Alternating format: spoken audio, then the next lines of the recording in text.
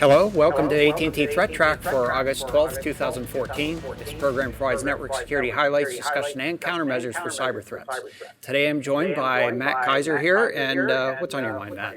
I'm just trying to keep up with all the news coming out of Black Hat, DEF CON, B-Sides. There's a lot of really interesting stuff out there. There absolutely is. You know, it's actually a shame that it all kind of comes at once, because it would be easier to absorb if we were kind of coming along. But I understand they're putting some of the videos out? Yep, I believe the Black Hat's been posting their videos to a YouTube channel. So, if you're excited and you didn't get to go, that's a great way to catch up. Yeah, that sounds like and perhaps a little bit of enticement to go next year.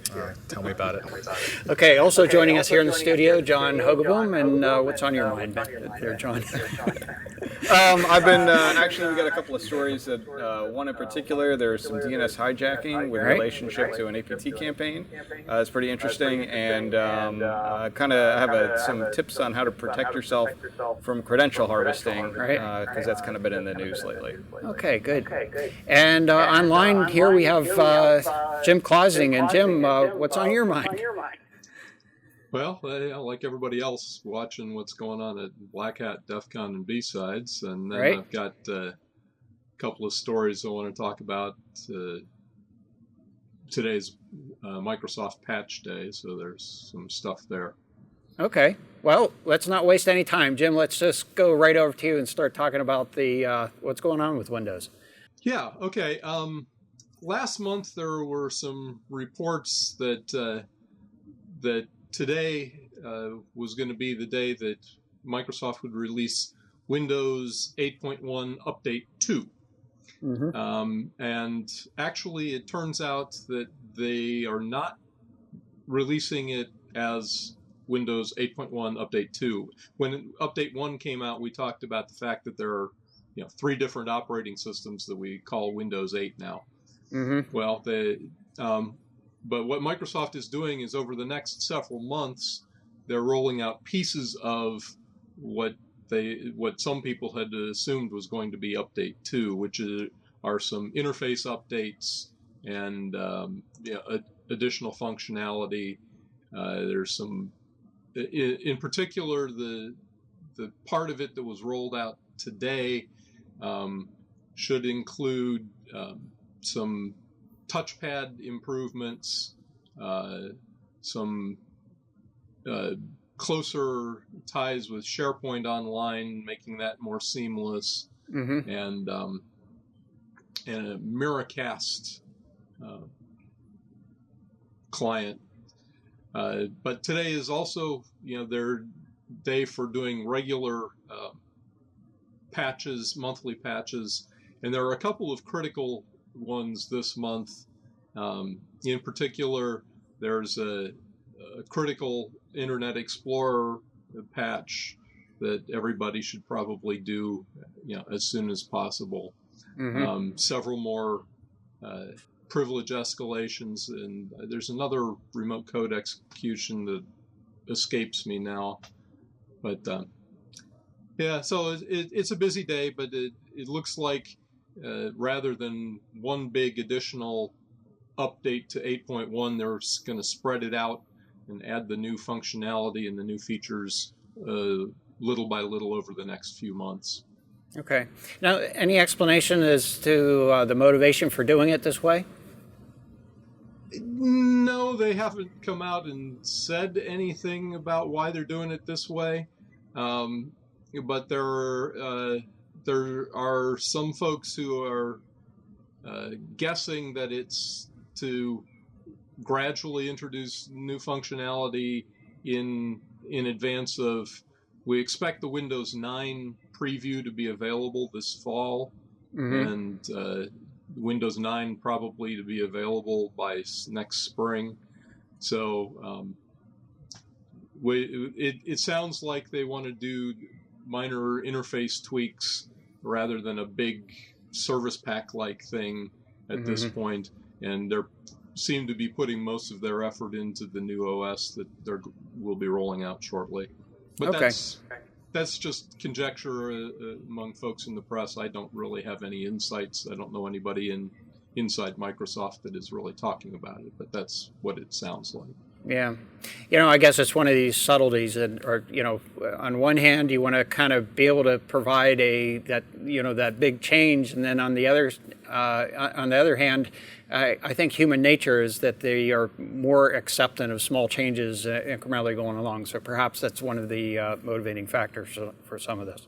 Yep. And, it's one of those things, Microsoft has taken a lot of heat from users about Windows 8 being such a radical change from 7, and there are folks who are talking about, they liked XP, they skipped Vista, they liked 7, they're skipping 8, they're waiting for 9.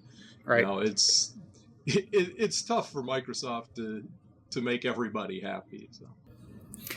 Okay, and thanks, Jim. And I guess, Matt, you came across something related to Cryptolocker. Some people might, have written off their computers. Hopefully, they still have it hanging around. Yeah, definitely, hopefully. So, FireEye and Fox IT worked together to put together a tool for decrypting Cryptolocker. It turns out that they had access to the Cryptolocker back-end servers where all the decryption keys were stored. So what they've done is set up a service online at decryptcryptolocker.com. If you go there, you upload a file of yours, not anything sensitive they ask in particular, just some file, sample. Just some sample file that has been encrypted with the key that your Cryptolocker sample had. They'll figure out what your key was, provide you a tool and the decryption key, and you can go about decrypting your files. Now, this is great for people who, previously to this, it was either restore from a backup or pay the ransom. Right. And those are two pretty painful solutions, but now it seems like people have a pretty good chance of getting their files back. So this is great news. Yeah, Is it sounds this good. a free service? Or? Yes, Yeah? this is free. Oh, wow. You just got to show up, provide a file, and it looks like the tool is command line only. I haven't actually tested it. If it's not command line only, so much better. It might be a little difficult for some people, but hey, any way to get your files back is fantastic. Right. So it sounds like you said they have access to the key, and they're probably just kind of, they don't know who you are or whatever. You upload a file, they check it against, see if it decrypts, and then let you know if they have the key. Now, do you know to what extent they feel that they have a sort of a comprehensive repertoire? Or Now, they did say that there might have been a few keys that they missed during either the takedown period or because of some other, aberration in how the server itself was operating. They seem to be very confident that they've got the majority of keys. Wow. And honestly, it can't hurt to try at this point. Well, that's a good point. It can't hurt to try, especially if it's a free service. And I guess, there have been discussions or rumors that perhaps there are new variants of Cryptolocker out there or other things that are taking place. I assume that this is associated with the takedown efforts that took place a month or two ago. That's correct. And so hopefully it helps some people out. All right, good deal. So let's go ahead back over to you here, Jim. And, we talked a little while ago, I guess it was last week, about some suspect activity that was taking place. And can you give us a little bit of an update? Yeah, when we did this story last week, we were talking about some strange attack traffic and wondering what was going on. The folks who did it have now posted a blog article explaining that there was no Apache 0 day. It was all fake. It's still not entirely clear to me why they did it, but there was no Apache 0 day, and they kind of are taking some shots at some security folks who thought there might be some new 0 day. But anyway, it appears that the folks who actually did the scanning didn't really have a 0 day in their pocket. So it looks like it was just to get attention. Yeah. So I guess this really kind of, in my mind, brings up a little point of controversy is, sort of truth in reporting or factual reporting on activities that are being identified. And I know at least we try to be pretty clear about where we're, introducing conjecture or opinions or interpretations of activities that are taking place. But, perhaps there are cases where people are reporting things and suggesting something is happening that may actually just be, we'll call it noise. I don't know. What do you think, Jim? I think when I introduced it last week, I just said it was some strange-looking attack traffic. Mm-hmm. But yeah, because there was no evidence that that my Apache server, for example, had been breached or anything. But the strings that were showing up in the logs did get my attention. There's something to look for. Right. So. Right. So, and that's one of the challenges here is that it's very difficult to ascertain the difference between somebody that's just really exploring versus somebody that has malicious intent behind that, and it's certainly something to keep in mind in any case as people are assessing either activity that they're seeing on their probes or certainly if they're reporting activity that they're observing. All right. So.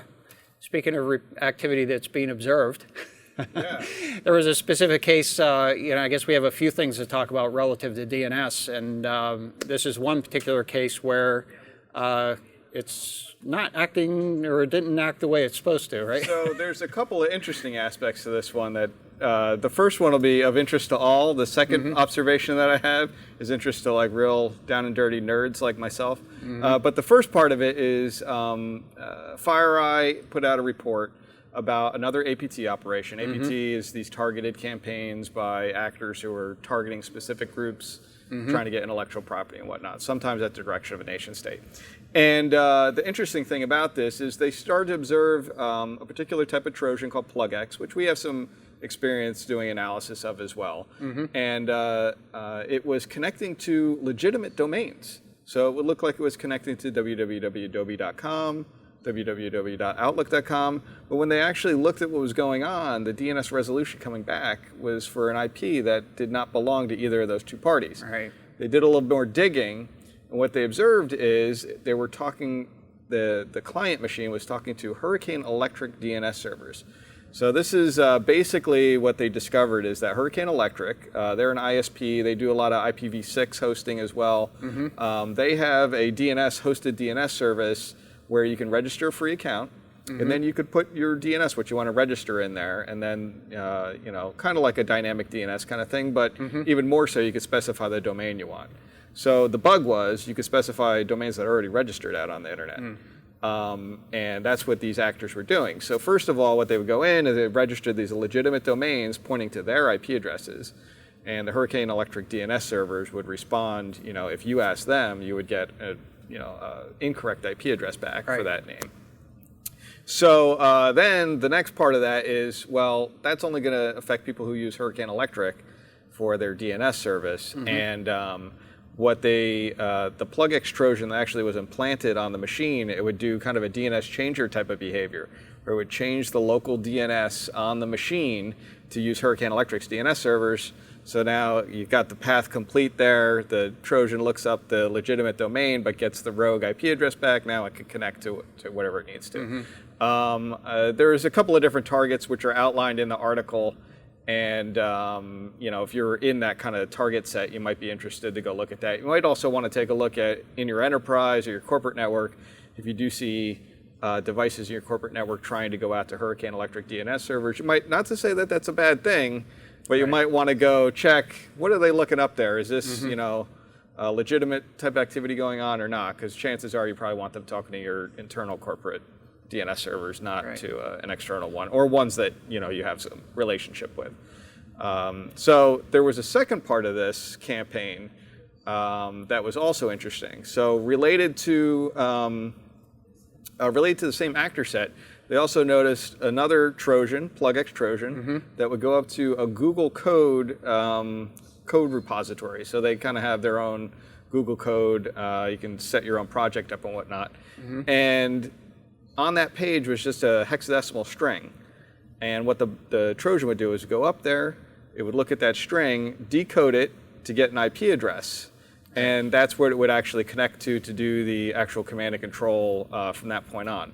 The interesting thing to me about this is we know some things about PlugX. It's got modules in it to do command and control with HTTP, which you see a lot. That's what the first one that we were talking about did.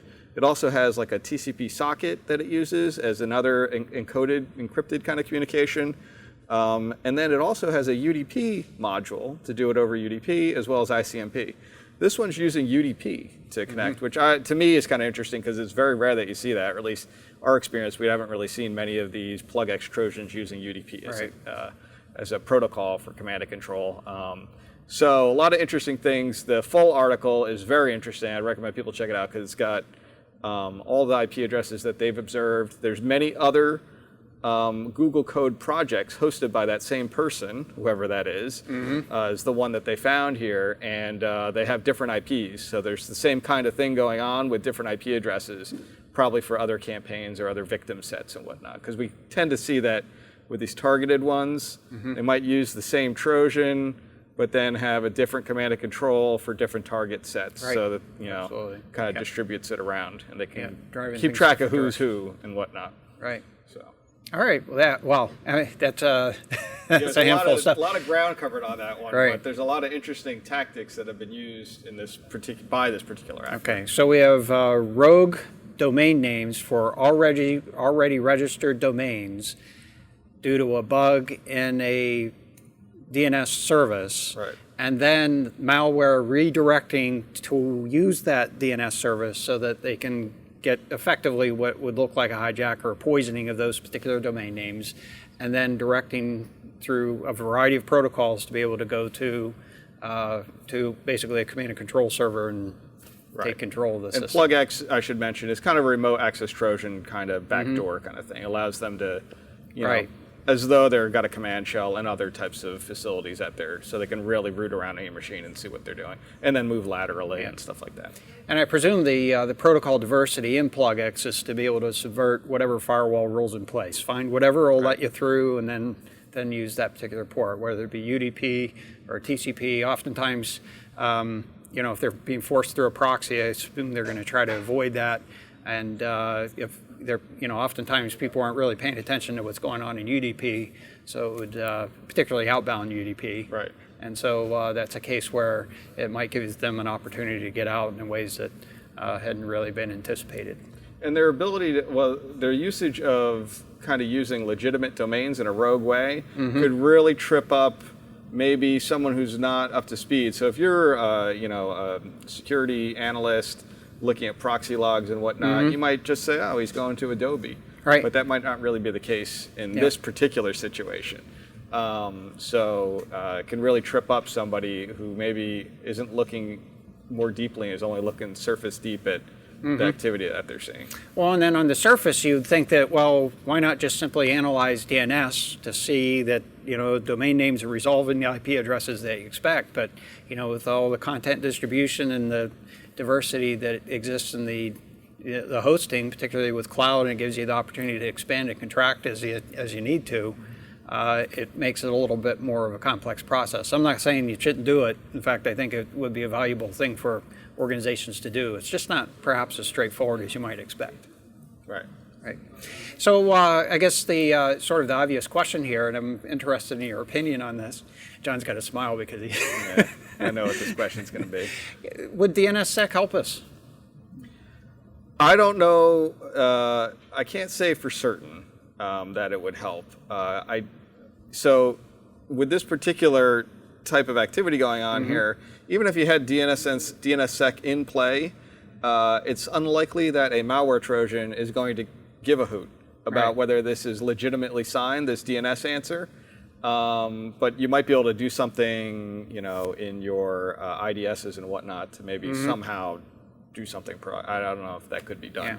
And I doubt that Hurricane Electric was doing any kind of DNSSEC signing for these domains that were registered. Yeah, good point. You know what I mean? It was a hypothetical question, so I guess there are a few things that sort of come to mind. First of all, if you're operating an enterprise, you probably want to control what DNS services you're going to. Yeah. So most enterprises, large enterprises, are going to be using their own resolvers anyway, and so they wouldn't necessarily get sucked into this problem. That is, if an internal machine ends up with malware that tries to change the DNS servers that it's going to, you wouldn't want to let them out to whatever DNS service that's available. Have them do their resolution through the path, which would force the authoritative chain and not run into this problem.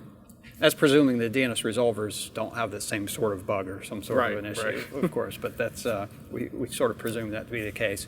I guess and so if that infrastructure is doing, the DNS infrastructure is doing DNSSEC validation, it would potentially help. That is, you wouldn't necessarily get a rogue DNS response through the DNS infrastructure. But as you pointed out, the malware itself, if you're depending on the malware to do that validation, the malware doesn't care. And if that validation is pushed to the end client, it's, the end client can't be trusted at this point because it's infected. Yeah. So. And we've seen that with SSL certificates. SSL certificates are often, used by the attackers. Will often have rogue attributes associated with them, lie about who they are, or be expired and presumably stolen from another server or something like that. So, I'm inclined to say, and as you pointed out, it's somewhat conjecture because we don't know the full circumstance around this. But I don't think even a robust DNSSEC infrastructure is really going to do much to prevent this sort of thing. But there are certainly controls that can be done in the enterprise or as a part of your DNS services to help at least make it much more difficult to do this sort of thing. Right? I agree. Still on the DNS topic, and this has to do with creating new domain names as well, but for a completely different purpose, right? Right. So there's a company called CloudShield. They put out a report that there's a new type of DNS-based DDoS attack being seen in the wild. Mm-hmm. The basics of it are that there is something called a start of authority or an authoritative record or authoritative server for DNS. And that's when you have a domain name that has subdomains and you'd like to have one server be designated to say, I know everything about this zone or everything under this subdomain. Please ask me all the questions related to it. So what's happening is these attackers will register domains. They'll register tons of these domains, but I'll boil it down to just a single domain for the sake of simplicity. They'll register a domain, and what they'll do when they register it is they will configure it so that the start of authority is the victim. So, and there's nothing that prevents this. This is just simply a server configuration somewhere in DNS, and it says, any questions you need to ask, you ask this guy about it, and that's your victim. So what will happen is that someone will try and resolve that domain and at an open resolver or any other DNS resolver out there on the web, and the question will be forwarded on to that start of authority because who's to say they're not the person who's responsible for it. Right. So what will happen is the attacker will then, using his botnet army, start making requests for subdomains of this domain. And they'll randomize it. They'll make a whole bunch of junk requests for subdomains, and they'll keep changing it so that these domains aren't cached at the server. Because if it's cached, that means the resolver can say, I already know about that. I've already got your answer. If you keep creating new ones, that's a brand new request that has to be forwarded on to the start of authority every time. You can probably see where this is going. Right. Then the resolver is making these requests to that start of authority, which has no idea what's going on. It doesn't even have to be a DNS server. It probably has more of an effect if it is. But what you've created is you've got these resolvers making tons and tons of requests on your behalf, and when they time out, it'll ask again, because that's the start of authority. It has no other place to look for the answer to that question, but its job is to get that question answered for you. Right. And the devices making the query to the authoritative server that's really not the authoritative server, that's the target, are all legitimate DNS servers. So you can't really block them, right, without having some other adverse impact to your legitimate services you might be trying to provide there. So interesting tactic, right? I'm sorry to interject. No, you've got it exactly right. Yeah. So is this really more work? I mean, it looks clever. Is it really more work than is really? I mean, is there really an angle of this that would be particularly effective? I think it has a better chance of working, one, if your target is already a DNS server, and two, if you're attacking somebody who has some pretty decent DNS DDoS protections in place. If they've got some sort of rate limiting from certain IP blocks that they're not familiar with, or they have some sort of filtering put in place to prevent the typical DDoS of DNS, which is just any arbitrary box on the internet making these requests at you. If you're already a trusted DNS server and your job is to ask these kind of questions, there's probably a chance that you've been filtered or you're given a little more permission to do the kind of requests that are being used here in this attack. Okay. Here's what I think is interesting about this. So a lot of times we'll see spoofed DNS amplification attacks, right? So you get this army of bots, they spoof the source IP, they send the packets out to open DNS resolvers, those DNS resolvers send it back to whatever IP address. And that doesn't even have to be, the target doesn't have to be a DNS server. This allows you to do it if you don't have the ability to spoof packets. So maybe you have a bunch of bots in your network, in your botnet, I should say, that do not have the permission to spoof, because maybe you don't have root on them, maybe they're web servers that you compromised, whatever. Now you can actually just create DNS queries to your legitimate DNS server, who's going to proxy it for you to this authoritative DNS server, who's really the victim in this case. And so you skirt around any kind of BCP38, ingress-egress filtering type of things to prevent spoofing. You don't need to spoof. Allows you to still kind of commit the same kind of attack, in theory, by distributing your attack, and obfuscate who your bots are. So you're hiding who your actual bots are behind an army or a layer of legitimate DNS servers. Yeah. Okay, if good you split point. up the attack between different DNS servers on different ISPs, it becomes even harder to track down who the originators of the request are. You got to talk to every single ISP. Okay, all good points. I think, so I guess it really kind of leads to the point where you really need some type of a high bit bandwidth mitigation capability at layer 7 on the front. That is, you're going to have to filter on the domains, the bogus domains that have been created, and recognize those as basically NX domains, filter them on the front end so that you can manage the bandwidth going into the actual DNS servers, right? And the other thing that I think that article had pointed out is right now there is no vetting going on of when you create a domain and you set your authoritative records in your whois record, and that gets kind of put up to the root level servers for like .com or .org, whatever you're in. There's no kind of vetting process to say that what I just put in here is true. Right. So I could put in, when I register this rogue domain, I could put in whoever I want to be my victim, instead of the legitimate DNS server that should be authoritative for this domain. Absolutely. And if they had some vetting of those, the authoritative records. The authoritative. Then basically they that would help. Put them in a path of approving that is, yes, I am authoritative for that domain that's been registered. I'm not quite sure how you would implement that. I'm not saying, but if it could be done, it could be part of the registration process to be able to validate it. That's a good point. So hopefully we'll be able to work on some corrections in this. In the meantime, I think it's a matter of recognizing the type of attack, which is the reason we're sharing it here, so it can be recognized, and secondly, to be able to have the capability in place to scrub the bad domains out before you overload any DNS infrastructure on the way in. All right, good. Okay, and John, let's go over to, there's been all kinds of news about this 1.2 billion passwords and usernames that have been hacked by presumably the Russians. I'm not exactly sure how we've concluded that those are, the Russians are actually behind this, but nevertheless, somebody has lots and lots of usernames and passwords.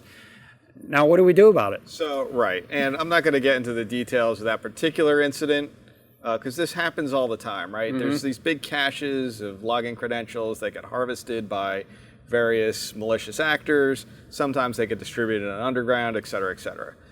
More often than not, those lists of harvested credentials, login credentials, is usually because whoever's machine that is, their computer, has become infected. There's a keylogger on there that captured it and sent it up to some command and control. It's usually not that the websites have been hacked and somebody's pulled down a big cache of logins and passwords from the websites themselves.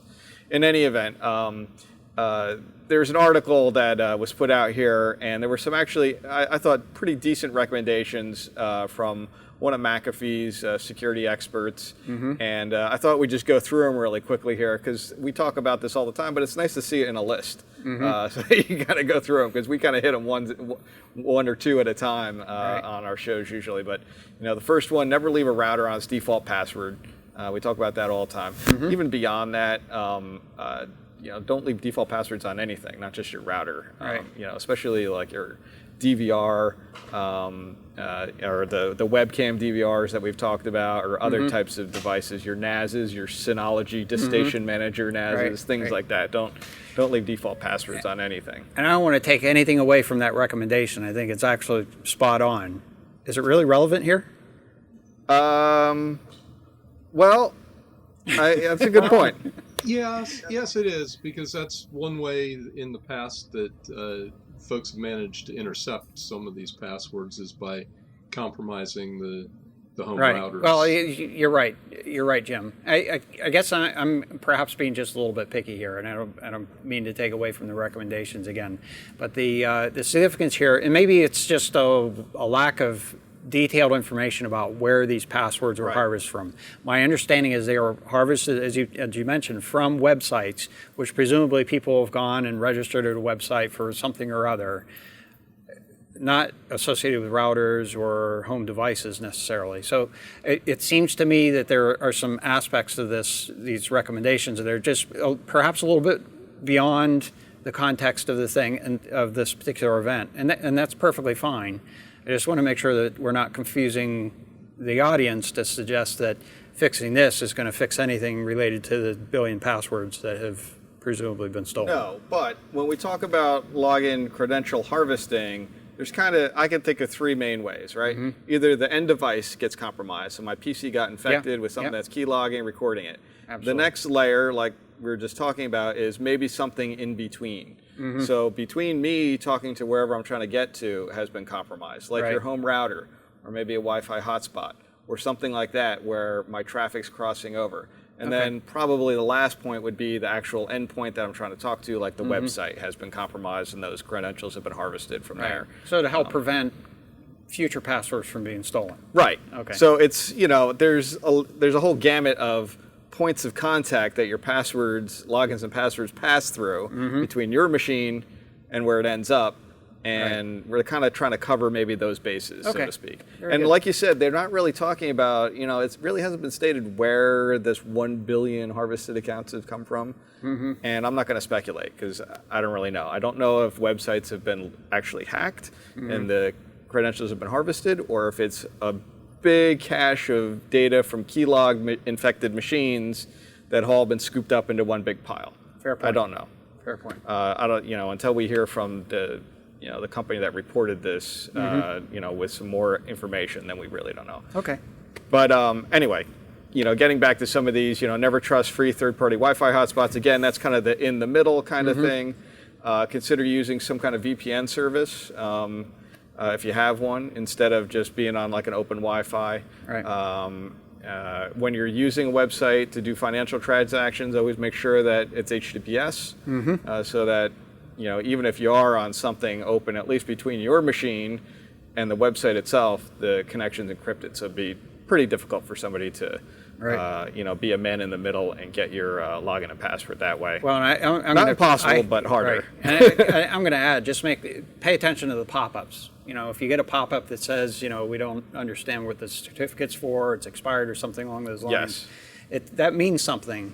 And particularly if you have a high-value transaction that you're performing or sensitive information that you're sharing. Right. Just because it's encrypted or you see the padlock doesn't mean that it's the SSL certificate's for the actual site you're trying to go to. It could be a rogue one like we talked about before. So you want to make sure that it's actually signed and trusted and whatnot. Absolutely.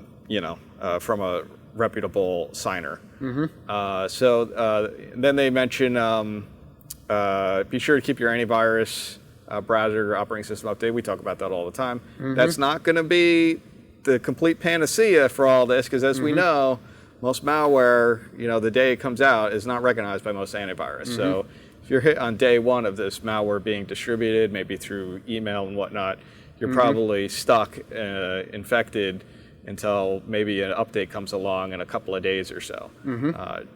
Generally speaking. Right. Never click on links in emails. We talk about that all the time.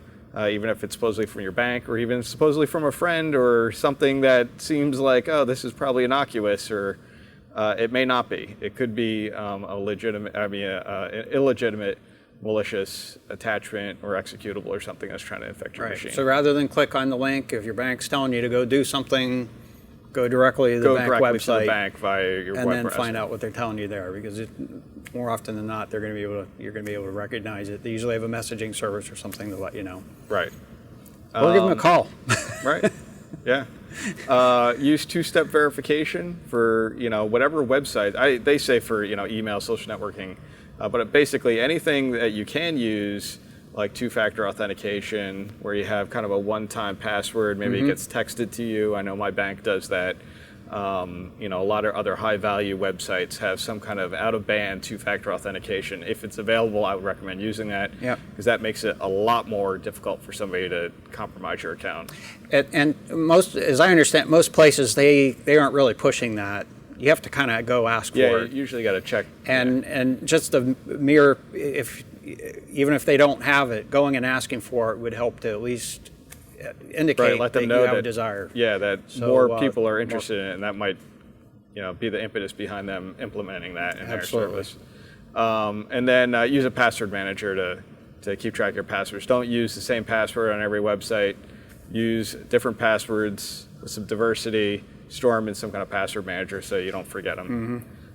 Anyway, I thought it was some useful tips there, because there have been a lot of account credential harvesting. People ask questions all the time. What am I supposed to do about this? There's no real knowledge on this particular one. What's been scooped up in it? I'm not going to tell people to go change your passwords on all your websites, because I don't know, right? Right. But you know, it's always good to have some kind of change your passwords on a regular basis anyway. You know, I would recommend, you know, monthly or every couple of months on each website to change your password. You know, I think to sort of put this in context, you know, 1 billion passwords seems like an awful lot. And, well, it actually is. It's an awful lot. But if you put it into context, there are an awful lot of sites that have at least registration, you know, username and password opportunities for folks. I know I have literally hundreds of different passwords for different kinds of things that are for different. So if you dilute that across the, you know, the entire population base, it's really not that big of a number. Right. It's a big number, but it's not that big of a number. It's not quite as catastrophic as first, you know, you might first anticipate. And most of the sites are most likely very innocuous, you know, and at least the word is that that information's been used for spamming operations and hasn't necessarily been used in other contexts. And there may be no real other sensitive information associated with a lot of those. They haven't said anything about, you know, credit card information or social security numbers, that sort of thing. So, you know, it's an important consideration. I'm just, you know, a little bit skeptical, and, you know, there was you know, it was sort of a taste of that at the beginning of our discussion here about the severity of this particular event. It's not just the numbers; it's the kinds of things associated, you know, that surround it. And maybe I'm reading too far into it, but my understanding was that basically it was a case where they were scanning around the internet and targeting websites that were opportunistic, ones that are probably not well managed, and you at least like to think are not as ones with as much valuable information as perhaps others, financial institutions and others that are paying more attention, have PCI requirements and that sort of thing. So you know, this is speculation somewhat on my part, but I don't think this is quite as serious as perhaps it's gotten in terms of media attention. I agree. I think the number is what scared people, or was the headline to the story. Yeah, but absolutely. I don't know that you know, it's not really any different than if someone said 10,000 passwords got stolen, because, you know. Yeah. And one of the things is, until we get some more information from the folks who've reported this, they really haven't released much yet. So until we get more information, I agree, it's not time to panic. So the one thing I would say about, if it is credentials harvested from websites that were vulnerable, even if they were low value ones, that's a good case where make sure you use a different password on different sites, because if your login ID is your email address or something that could be tied to another maybe higher value website, and you're using the same password there, then that's, you know, that's not a good thing. Yeah, and one of the things I should point out is that this information likely has been sold to others with other motives. Right. You know, we talked about the spamming. That would be perhaps one organization doing a certain set of things and focused in a particular area that monetizes information in their way, but there are likely others that that information would be sold to with exactly the kind of thing you'd be looking, you know, that you'd pointed out, perhaps using it for password guessing attacks or and other venues. Just think how many, what kind of gains you could get if you're, you know, into breaking individual passwords. If you got 1.6 or however many billion that you can feed in as potentials. Right. Absolutely. a good point, Matt. Okay, so let's take a look at the internet weather of the last week or so here, and no real starting revelations here. Again, I'm going to provide some different perspectives from some of the observations we had over the last few weeks, and there are a couple of things I'd like to share with you that do have a little bit of a different slant or a different flavor. So first, here is scan sources on port 1900 UDP. That's SSDP. That's a Simple Service Discovery Protocol. And we've been talking about this for a little while now, and we also noted that there were some increases in the number of sources that are doing scanning activity in last week's report. That's what this graph is showing here, and you can see that there have basically been two occurrences of this activity. The first one back in, I guess it's the beginning of August, and now another one in this past week or so here. And this is actually taking a deeper look at it. There are multiple relatively well-known cloud service providers that are showing up in here as these sources of this activity. So it suggests that perhaps there's, it actually is symptomatic of reflection attack request activity. So perhaps somehow or other these services have been exposed, or perhaps they're actually part of a botnet doing some of this activity. It's a little bit difficult to interpret that at this time. So we'll be keeping an eye on that to investigate it further. So considering that this did appear to be associated with reflection attack activity, I thought it would be useful to take a look at the byte traffic volume associated with, in this case, particularly source port 1900 UDP, and we're actually look at some of the other protocols that are used in reflection attacks so that we can get a sort of a more collective picture of the reflection attack activity that's taking place. So in this case, we expanded it out to 180 days of activity, and again, this is a case where we're looking at apparent reflection attacks associated with SSDP, and we are seeing activity here, and this is just a relative measurement. I would just want to put things into perspective here. So on the order of about 3 to 4 gigabits of activity at peak here, and then you know, it's relatively recently that we've just seen this. We just started reporting this in the last week or so. Looking next at port 19, and that's character generator, we've seen a lot more consistency over the last 180 days. Again, we're looking at the same scale, time scale, and just doing a comparative level. The peak activity associated with this particular port is relatively low comparison. That is, at, you know, roughly on the order of about half of what we've seen peak from the previous case. But it's still formidable. In fact, a lot more frequently used in these reflection attack activities. So that's one that you'll want to be paying attention to. I think it has probably been not getting enough attention relative to these reflection attacks so far. And perhaps there's something we can do to get the community to sort of rallied around trying to shut down more of this port 19 activity. The next one is a little more difficult to control because we do need DNS servers, but the, I guess, you know, John, you were pointing out earlier, part of this is the opportunity to spoof source addresses. You want to try to deter that as much as possible, but also minimize the number of open resolvers that are available to be able to perform a lot of this attack activity. But in this case, looking at source port 53 UDP DNS, we're seeing a very diverse set of sources that are performing this attack activity, and sort of a mild upward trend. And I think this is actually sort of a return in activity. That is what we tended to see earlier, actually late last year, is as NTP was becoming a big part of the fold and the attack activity, the bug or the flaw in NTP was recognized. The monlist command that provided a lot of amplification. There's sort of a downturn in using DNS as a reflection attack vector. And now I think what we're seeing is an upturn as other NTP, for example, has been deterred somewhat. But it's certainly not gone. And just to put NTP into perspective here, this graph is showing, again, 180 days worth of activity, port 123 UDP, which is a network time protocol. And you can see that there was certainly a huge amount of attack activity that was taking place in terms of byte volume here, by the way, back in February, where this graph dates back to. Here we're showing upwards around 45 gigabits per second. And so the more recent activity sort of looks relatively small compared to that, but it's still upwards around 15 or 20 gigabits at peak.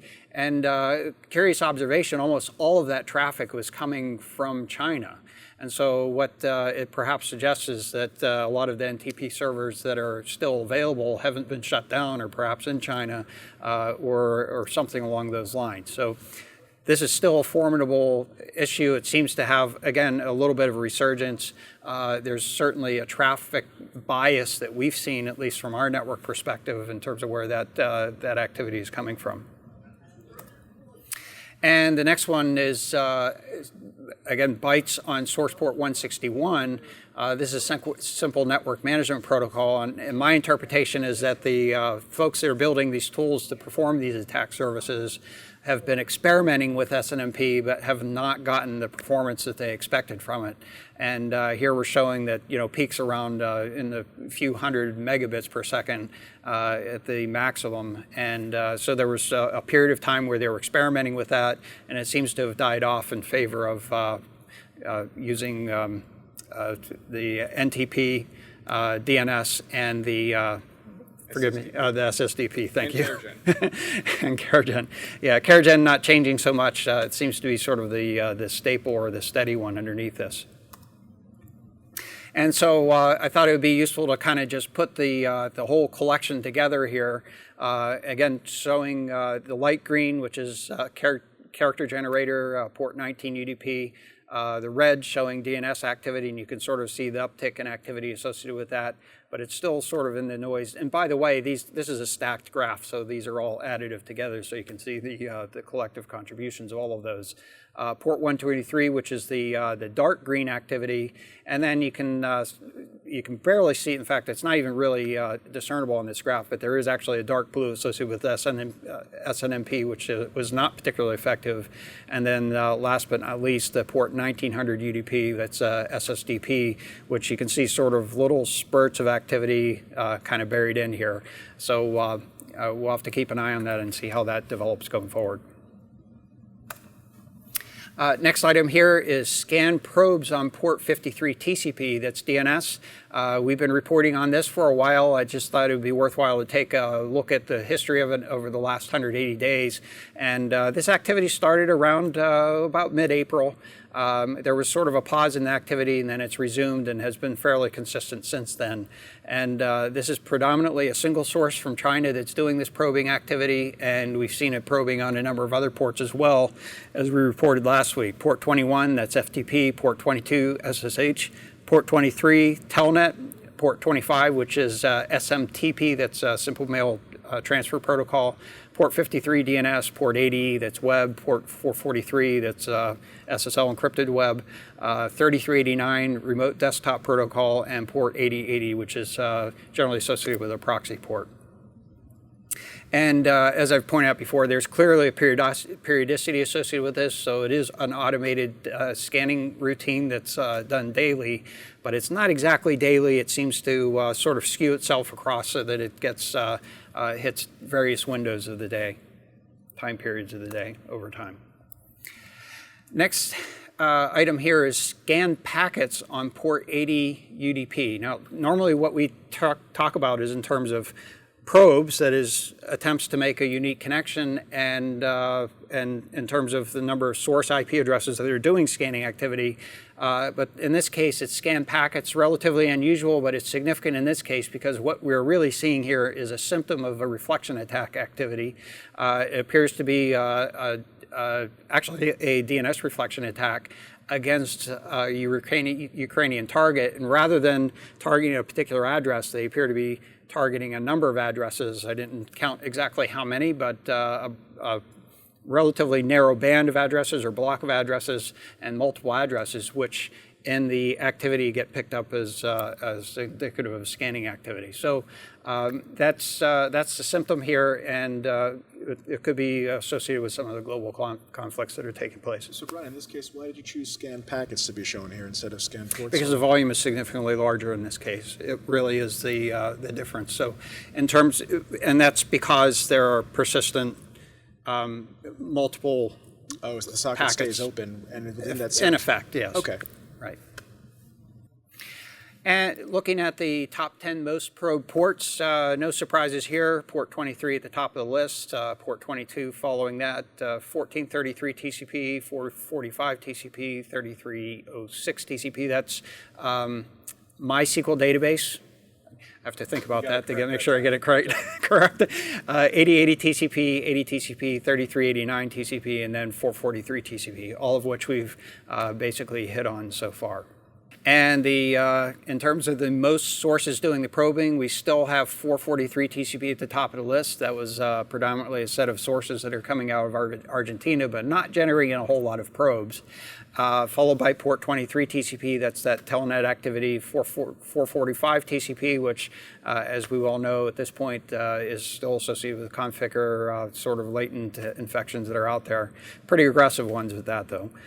Port 80 TCP, 8080 TCP, and then we have basically an innocuous one that's 27015, generally associated with gaming activity, 8081 TCP, and then last but not least here, 3128 TCP, which is the squid proxy. Okay, make sure I get that correct.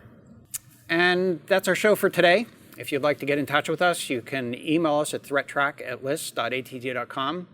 And to get notice of new episodes, Twitter is one way you can do that. Our handle is @ThreatTraq, and the ThreatTraq video is available in a couple of places. One is on the AT&T Tech channel. It's att.com/ThreatTraq, and you can also search for ThreatTraq, specifically AT&T ThreatTraq, on YouTube. There's an audio-only version available on iTunes as well. I'd like to thank you for joining us today. Thank you, Jim. I appreciate your input today. Thanks, John. Thanks, Matt.